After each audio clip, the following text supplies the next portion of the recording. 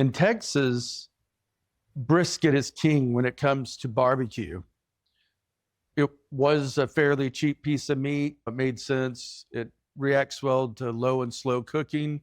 A lot of cattle in Texas, so that's where we went, right? If you went into a barbecue restaurant 25, 30 years ago and asked for pulled pork, they wouldn't quite laugh at you, but they'd be like, oh, hey, this is Texas and blah, blah, blah. And eventually what started happening was that these guys started to smarten up and thought, oh, I just didn't sell that customer a sandwich. And so they started bringing in pulled pork. And I'd have to admit, the first few times I had pulled pork at a Texas barbecue restaurant, let's just say it was lacking. Now, originally, my family being from Alabama, I grew up with pork. And of course, the transition over to beef was not a problem at all. But still, you want that pulled pork. And as I got older and started cooking a lot more, I wanted to learn how to barbecue. And so I went out, bought a fancy smoker and all this stuff, and threw a expensive brisket on there, and it sucked. And so I started doing reading. What it boils down to is that if you're going to start barbecuing in your backyard, go with something that's very forgiving, like a pork butt. It's delicious. If you slightly mess it up, it's okay. It's still going to be delicious, even though it may not be exactly what you want. So the best thing about pork also is it's cheap. This was like 99 cents a pound. Now this is a 9-pound pork butt, so it's going to take a while to cook. So I need to get it in the oven if I plan on eating anytime this week. So like I said, this is a pork butt. It's actually not from the butt of the pork or the pig. It's actually a shoulder roast. So this is bone in.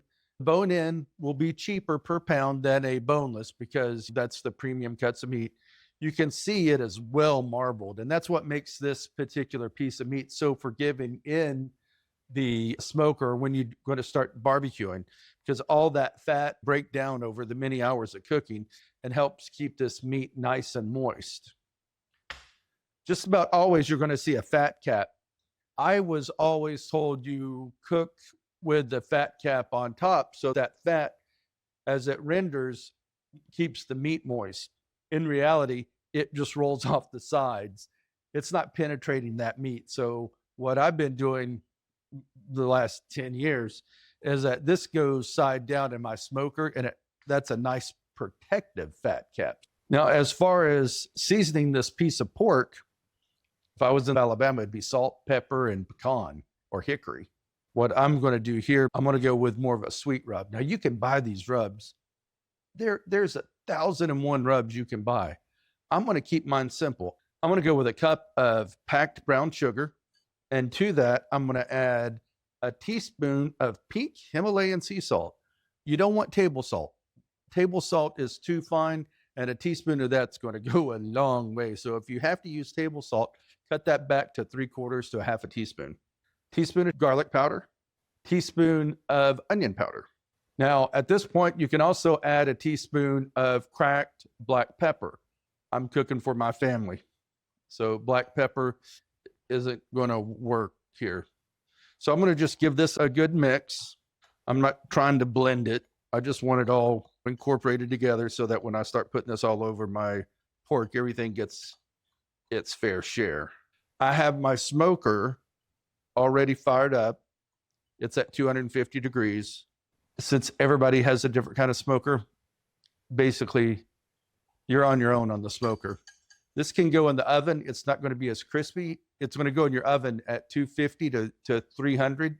The higher the cook, the shorter the time to cook, but also you're going to get different results. So I would recommend 250 to 275 to about an hour and a half per pound. This thing's done when it's done. I'm looking for an internal temperature of, believe it or not, 190 to 205. It sounds high, but at that point, all the cartilage and everything that's going to break down inside that meat has already done so, and we're in good shape. So what I'm going to do is I'm going to score this fat cap. Even though it's going to go on the bottom, I still want to score it and get it some nice flavoring on it. So I'm going to just give it like a crosshatch scoring to get some of that down in there. And you may be looking at your screen saying, Don, what's with the mustard? I'm going to put that mustard all over this pork, and then I'm going to add my rub. I'm gonna start here. So as you can see, I've got a nice coloring of mustard. I'm also going to make my famous, to me and my friends, baked beans, which you can see that video here. Click on that, that'll take you to the video. All right, I'm gonna go put this in the smoker. We'll see you in about 14 hours. This is just over 12 hours of cooking at 250 degrees. So as you can see, it's got a really nice color to it. It's not quite half the size. It's still very warm. See how that bone just pulls right out? This is going to make great sandwiches. That bark, nice and crispy. Woo, that's hot. These are excellent. I'm going to use my bear claws and just dig into this. And I'm going to make sure it's all well incorporated. So I want that bark in everywhere. Smoky goodness. It's good stuff. So all that fat has rendered out. So I'm going to just shred it up right here in this pan.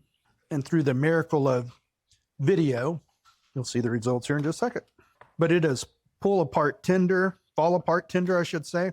You see me pulling it apart. I would use my hands, but honestly, it's still way too hot for that. And we're hungry now. So for today, in my house anyway, I'm going to use slider rolls for my sandwich. That way I can have more than one in many different ways. Get a nice chunk of meat. Got coleslaw, baked beans, pork butt, little barbecue sauce. Let's see, I got a barbecue sandwich. I got beans. I love these Wickles pickles, little spicy pickles. Got a Dr. Pepper. And I'm about to go to town right off the smoker. Absolutely fantastic. Pickles give it a little spiciness and sweetness along with the barbecue sauce. This good stuff. If you're invited over to my house, what would you bring? Potato salad, coleslaw, beer? It all sounds good to me. If you like my videos, please subscribe, give me a thumbs up on this video, leave a comment. Seriously, what would you bring to a barbecue? What do you take to a barbecue? What's your go-to dish? Cheers.